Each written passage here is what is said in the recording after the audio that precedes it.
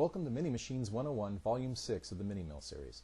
Now, in case you haven't been with us from before, my name is Lex, and it's my pleasure to be your guide as we get down to the basics of milling operations.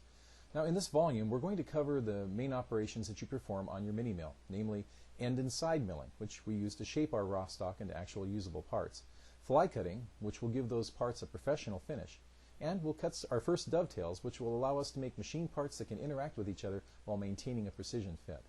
Along the way, we'll discuss terms, tools, and some basic theory, and we'll put it all into practice by machining a piece of rough stock into a block with all 6 sides square and true to each other from a machinist standpoint. Then we'll mill and dovetail that block into a specialty tool holder. And we'll take a look at how to use a test indicator to find the exact center of a bore hole to tolerances of 1/2 to 1/4 of a thousandth of an inch.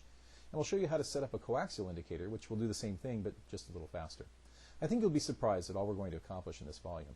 Now, I'd imagine those of you who've been with us before know what I'm going to say next, and I wouldn't dream of disappointing you.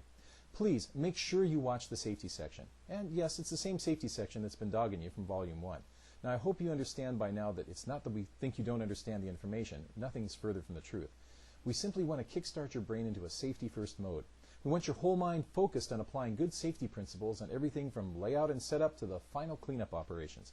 Each and every day, thousands of folks are injured, many of them seriously, and some are permanently maimed, and sadly, some die.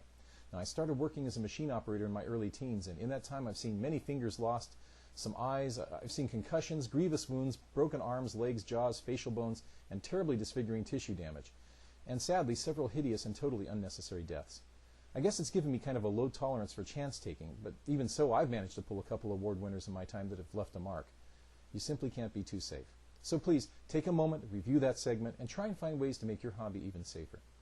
We here at Swarfrat want to, as always, thank you for buying this presentation, and we hope you find it informative and enjoyable. Please feel free to contact us at support@swarfrat.com with any comments or concerns. We're always happy to hear from you.